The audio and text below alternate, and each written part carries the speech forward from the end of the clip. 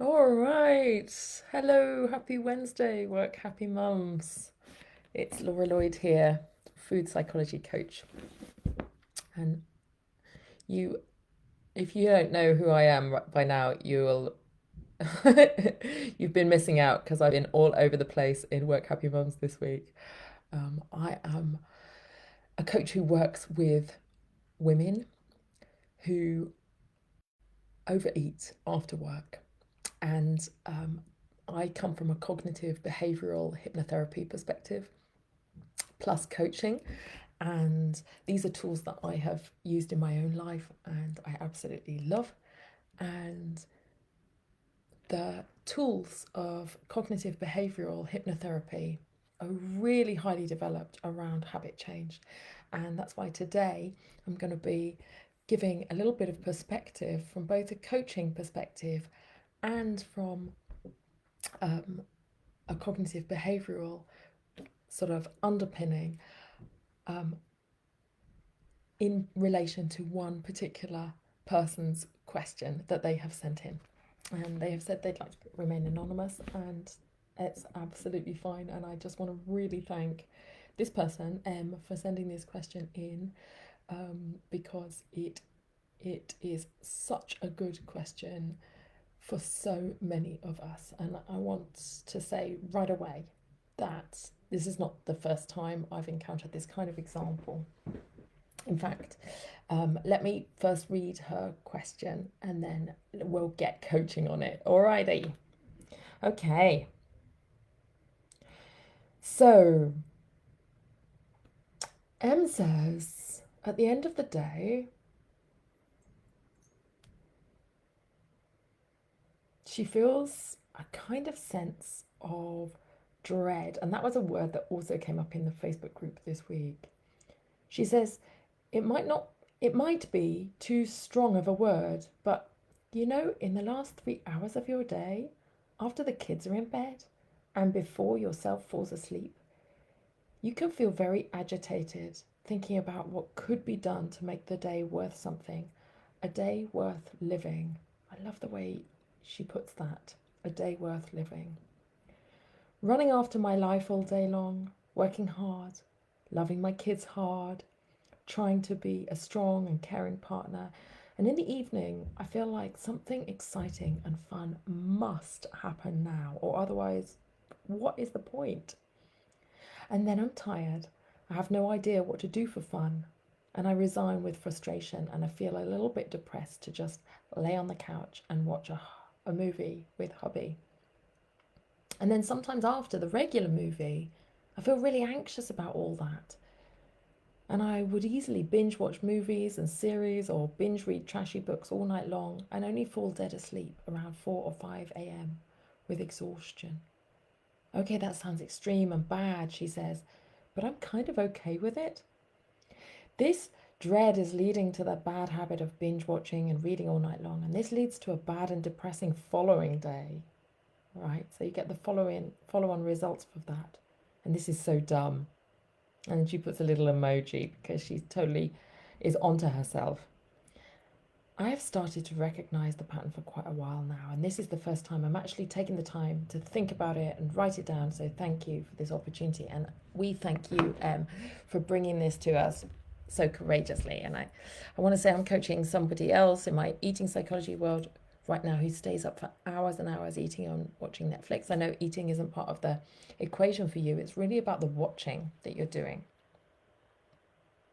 What's really interesting to me about this is that this awareness that you're bringing to this feeling of dread. And what I want to tell you, and this is maybe the most important bit of information coming right at the top here, is that in cognitive behavioral therapy and in my coaching, but this idea is universal, right? This doesn't originate in cognitive behavioral therapy. It's important to understand that those feelings of dread that you experience and that are created by thoughts create emotions and emotions motivate actions. T-E-A, right? T-E-A, T. Thoughts, emotions, actions. So yesterday, I told you that behind every action is an emotion. And today, I'd like to really emphasize that behind every emotion is a thought you are having. Let's not underestimate the power of this understanding. Every emotion you have is not created by your day, is created by a thought that you are having. You create your emotions, not your world, not your circumstances, your interpretation of them, your attribution of meaning to them. What you make it mean about your life, what you make it mean about you, about your future, is what gives you the emotion. And you've done a great job of showing us those thoughts just by writing it down in a text message.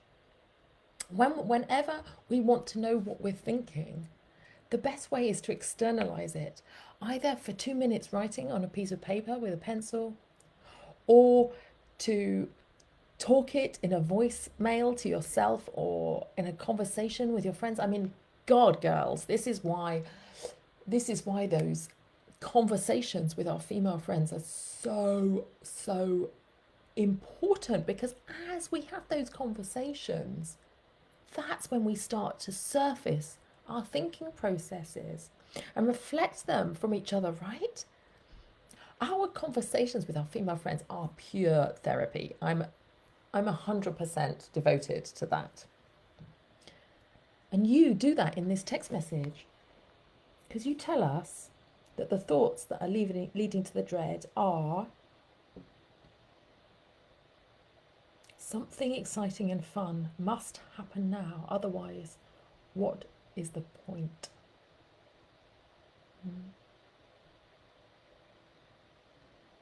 Yeah. Something to make, what could be done to make my day worth something? A day worth living.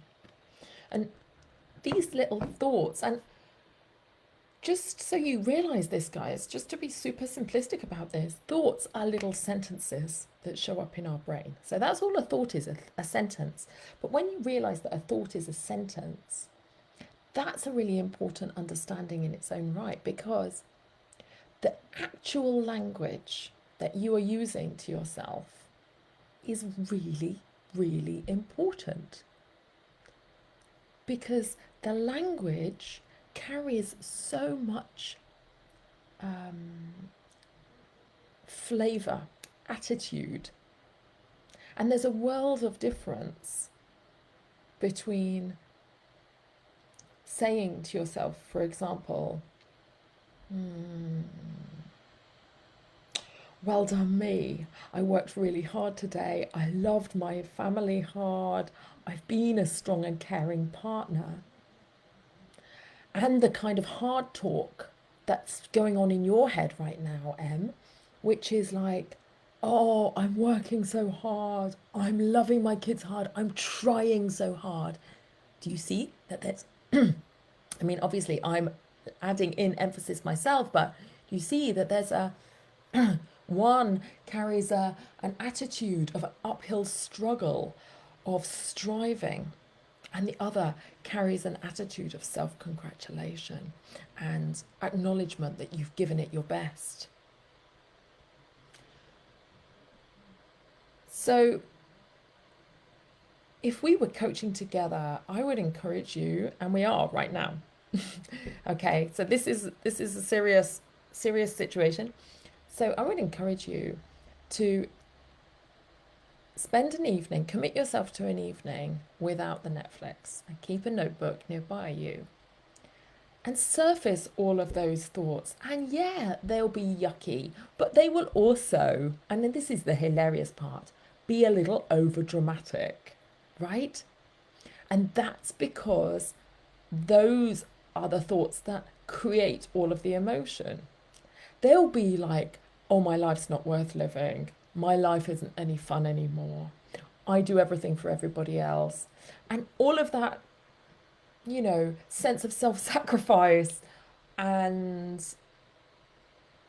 wistfulness about the life that you had before and sense of duty will come to the surface, and you'll be able to see it all there and know that this is a bunch of sentences that you're feeding yourself. This is a whole story that you're feeding yourself, which is entirely optional.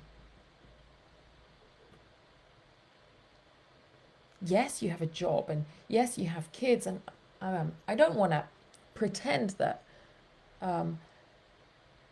you got a bad attitude, lady. It's not like that. I get it. Of course I get it. It's so easy to get into this mindset where we're striving. I am 100% a striving expert, where, having my kids' friends to a play date is a massive ball ache, and taking them on a picnic is an act of duty, and I've got to do this and I've got to do that. And that's where you need to look through your day at where you're giving yourself that hard talk. And that hard talk can show up like having a lot of shoulds for yourself. And that hard talk can show up like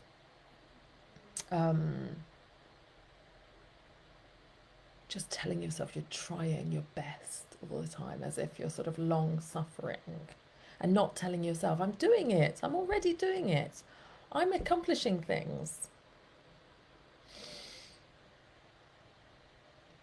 So I would spend some time surfacing those thoughts and laugh at them. And the beautiful thing is that if you write them down on a piece of paper, you get that slight objectivity. Yeah, you must externalize them. Don't just think about your thoughts. It doesn't work. It's like being a goldfish swimming around in a goldfish bowl that doesn't know it's in water. You're in your thoughts and you're trying to take an objective distance from them. It doesn't quite work. It can work when you're meditating. You can watch them if you're really expert, but the best way is to get it out on paper. That's the magic. Notebook. A little notebook. And it doesn't have to be hours. Like, we're not going to have a massive, like, Dear Diary moment here.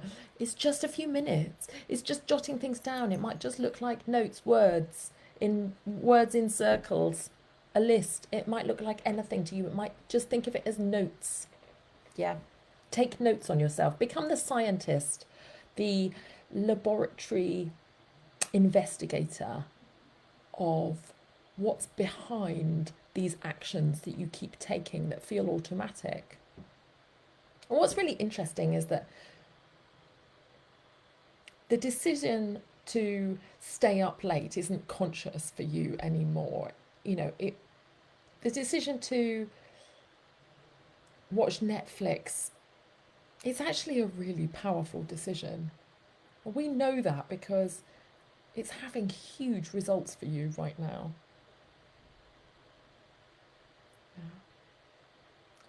Yeah.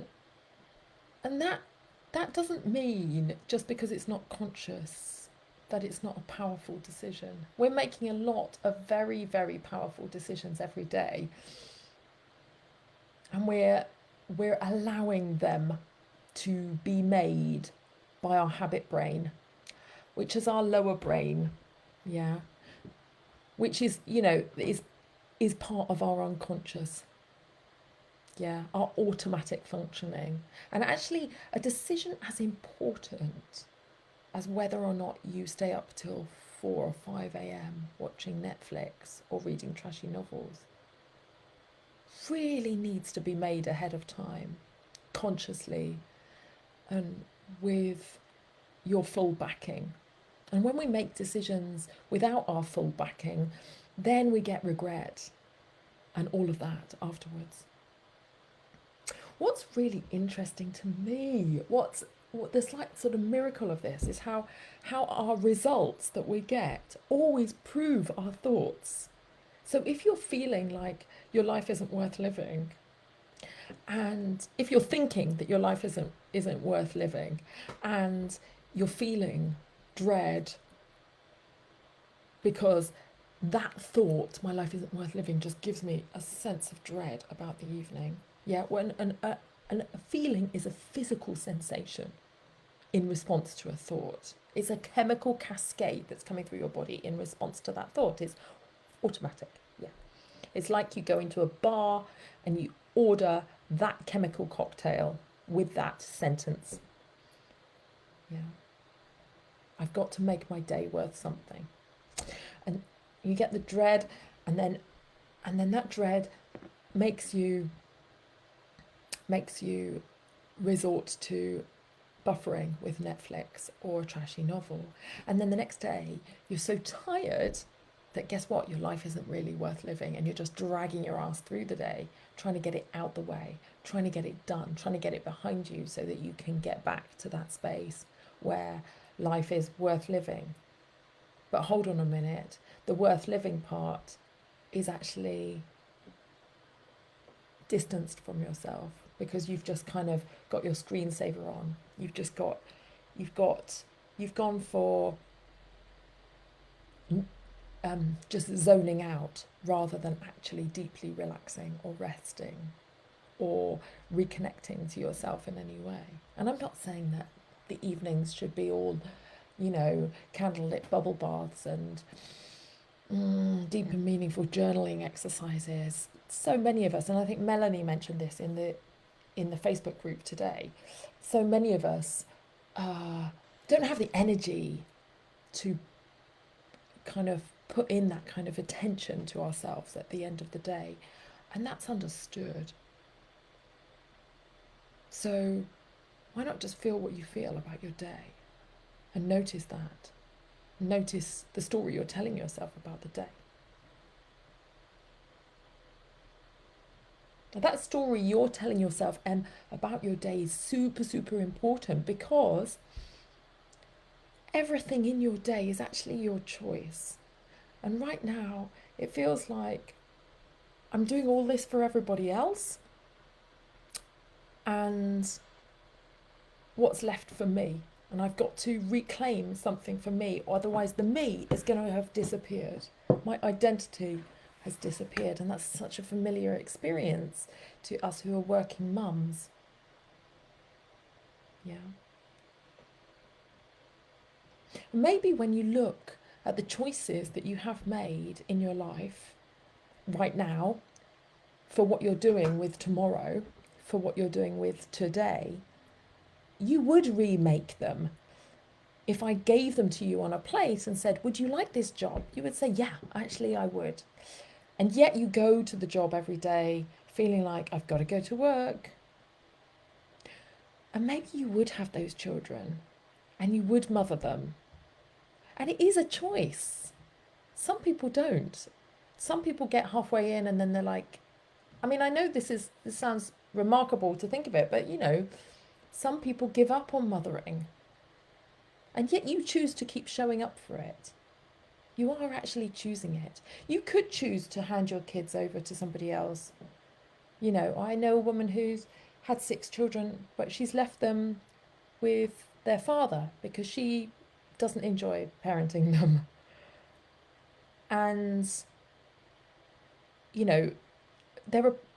it feels like you don't have an option and like you're imprisoned by your past choices. So why not remake those choices for yourself today? Why not evaluate them and think, well, actually, if I could choose to do this job, I would.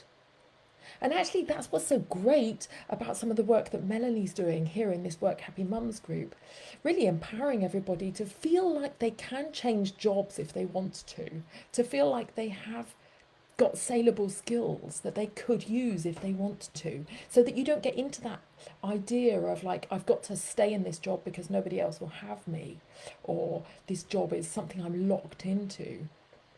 And when you really take back your choice, you might discover, that you're actually living a much more authentic life than you're giving yourself credit for right now.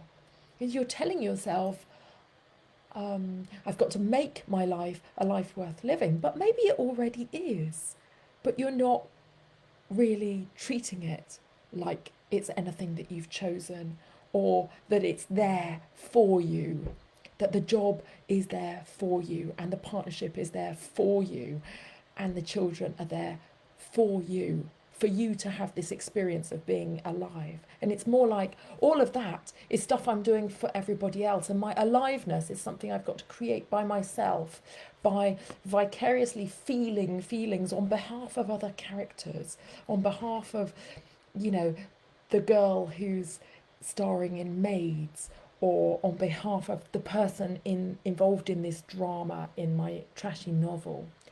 That's why we love drama on TV, because we get to feel and we allow ourselves to feel. But actually, and that's because it feels safe, because it's not going to ask us to question our lives.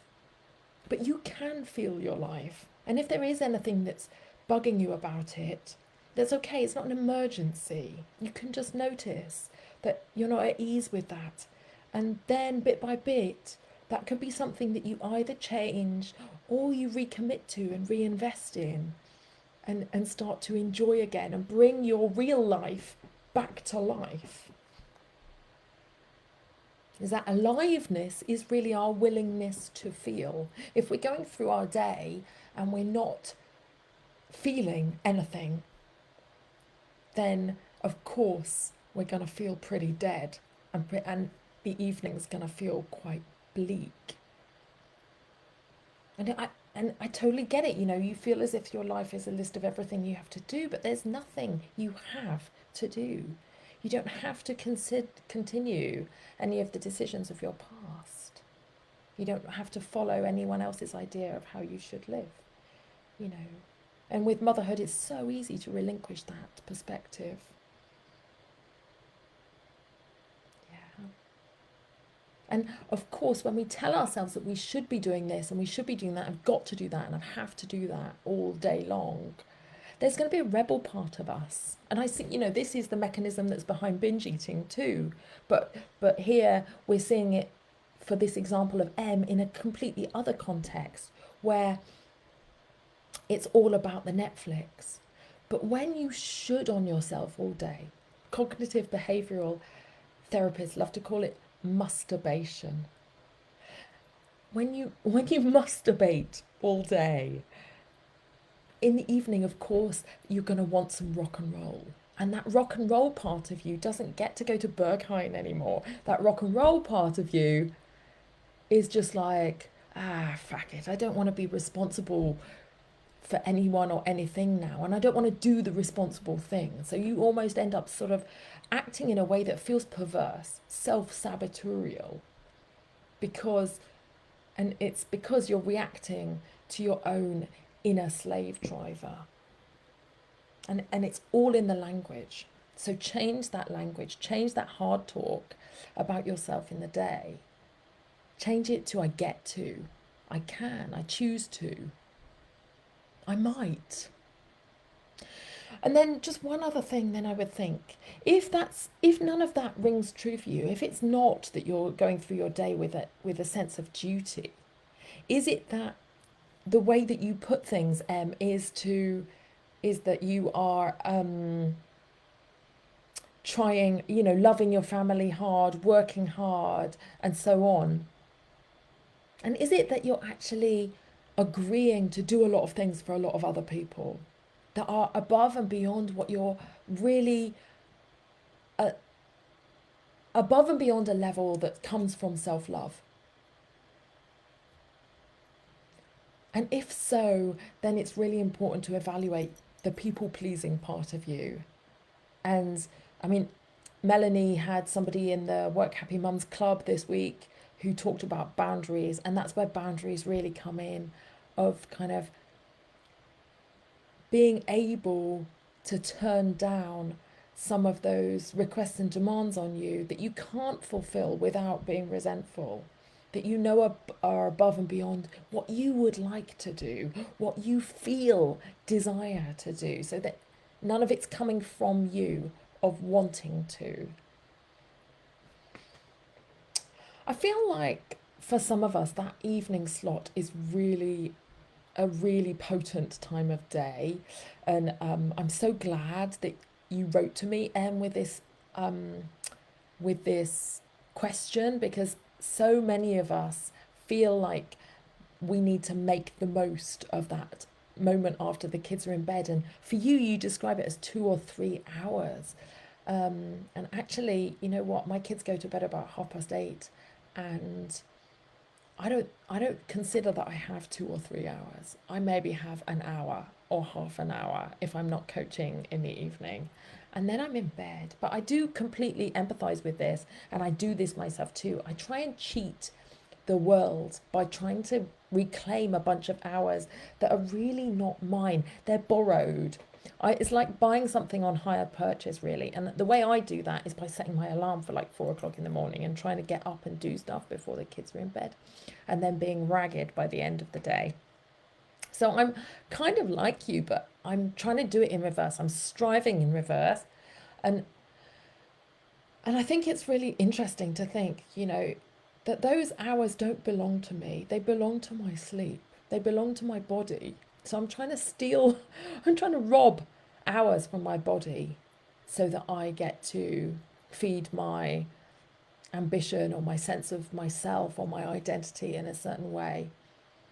And I think that comes from fear of not doing enough, fear of not having enough, fear of this life not being fulfilled enough, rather than sinking in and being with it and loving what already is, as Byron Katie would say.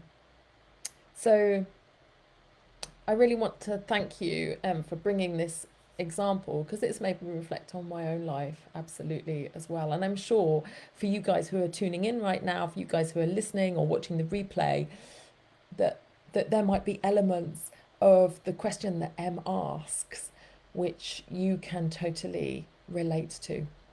And before I just go, I'd just like to say that the reason that Em put to me that she wanted me to keep her anonymous and she didn't post it publicly in the Facebook group was that she felt that it was a bit dark. And when we judge ourselves for what we're doing, it's really hard to get beyond the judgment and just look at it under the lens, under the microscope, and say, well, what's going on here? And you are not weird or broken or fucked up. Brains do this. They create habits. Yeah? Earlier this week, I talked about the motivational triad of the brain. Its function to seek pleasure, avoid pain, and make life easy. And Melanie herself was talking about her own Netflix habit, and how she had made a list of things she was going to try and replace that with, like journaling or a nice bath and so on. And actually, when it comes to it, she's too tired for any of that. And that really points to why Netflix is a particularly magnetic habit for us, because it fulfills all the parts of that motivational triad, right? It gives us pleasure. It avoids the pain of being tired. Yeah, and when I'm talking about pain, I'm just talking about discomfort, people. We are so averse to discomfort. And it's so easy. It's easier than brushing your teeth. Yeah, so Netflix has really got it sussed. Yeah, and our brains are gonna lock onto it. But if we judge ourselves for it, we can't solve stuff. You can't learn from mistakes if you're judging yourself for it. And if you are judging yourself for it, you probably don't share it with your husband. It becomes secret. You don't talk about it. And of course you don't share it with your husband, because you might think, you don't want your husband to think like, right, okay, so she thinks our life is dull and she dreads it. So what's she trying to tell me about my relationship? Oh my God. It feels like they might, you start to worry about how they might interpret your opinion of the life that you've created together. And actually, it's all right to have moments when, we feel like our life is a bit flat, and to wonder how to zhuzh it up a bit. or how to reconnect to the life that we've chosen. It's okay. It's not, it doesn't have to be, you don't have to worry that the Pandora's box of that is going to be too horrific. Ultimately, we are equipped to handle any emotions: rejection, humiliation, dread, fear, desolation, all of it. It's only feelings in the body. Nothing can happen. So you can just be with it, sit down with it, have a conversation with it, with yourself, and find out what on earth is going on. And I hope it's illuminating, and I hope you get the chance to laugh at your own drama a little bit, and to think some new thoughts, and to give yourself a new approach to your day so that the evening part feels better, and give yourself a new approach to the work part of your day so that that feels like it's something that you're doing for you and not just to pay the rent. And even if you are doing it to pay the rent, that's nothing wrong with that, because I choose to have hot water and run my tumble dryer and go to work to earn the money for that. And that is also a positive choice that I can make. It still doesn't have to be a prison sentence. Alrighty. To those of you who have tuned in, thank you so much. I'd really love to hear from you in the comments. It's been a bit of a long live today, but I really wanted to answer M's question in a lot of detail, because it's such a juicy one. And I'd love to hear your perspective, your comments, which bits you relate to, anything that you thought that I didn't cover in this sesh. Tomorrow we're going to be looking at food and drink habits and buffering with food and drink.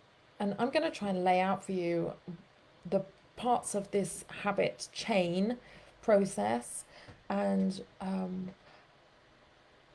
because I think ultimately, in order to intervene in the habits, we need to go back and look at the thoughts and the emotions behind them.